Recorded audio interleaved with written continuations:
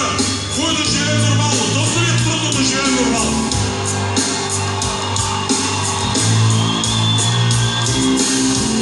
Поред мен е тъпо да си мислим, че от нас нищо не зависи. А пред кабинетите ги чакат журналистите, такива журналистки само да искате. Още не се е качили в джипа, тя вече се пресяга и сваля в джипа. Такъв е живота, поздравявам всички месеци и главните редактори, техните заместници. Всеки пише за всичко, нищо не разбира, толкова е вкусно, че не ми се коментира. Няма такава държава.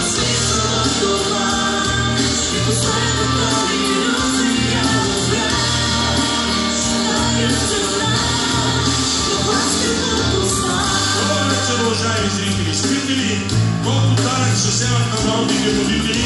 Дават има студенти уморено протестират, няма шанс за тях най-добре да емигрират. Силиконов живот, силиконови цици, това, който тази власт се стиска до гроба, а щом свърши поредния успешен дебат, ще отиде да чука в студентския град.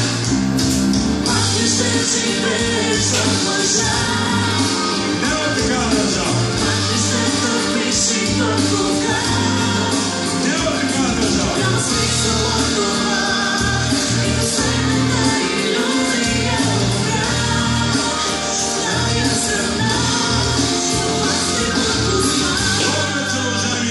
Спите ли или чакате да дойдат поредните спасители? Колко пъти се повтаря старата история и свърши?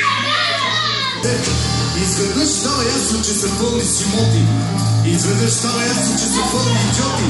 И какво да ги правим сега тия кавали? Защото така или иначе вече сме ги избрали. Не ви ли омръзна да ви лъжат на дребно? Не ви ли омръзна да живеете бедно? Няма такава държава.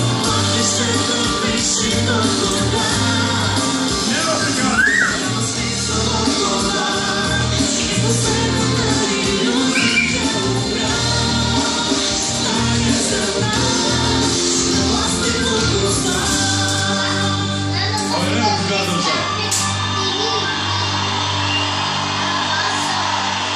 Виж, сега аз много мислих след тази песен, вярно, че няма такава държава, но това е по-скоро заради политиците, но има такъв народ.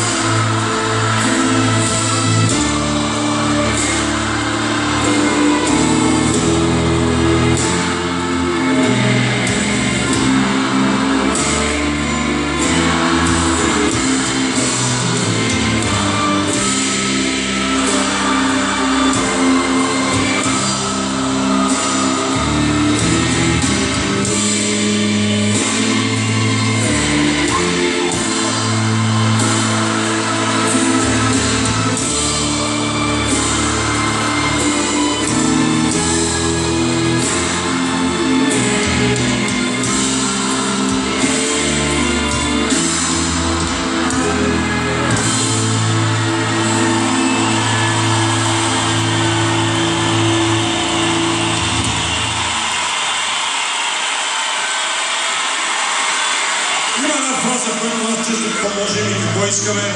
Да, дали сме на света, даваме и велики гости на света на Европа, които трябва да се оправдават или извиняват присъствието си. Или сме тук и пак ще бъдем. И постоянно ще се чува за нас.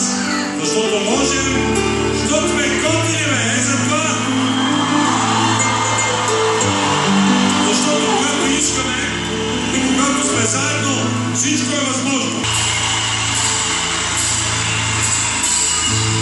Искам да съм някой ден фея или супергерой. Всички хора по света искам да превърна в деца. И повярвай ми, че съвсем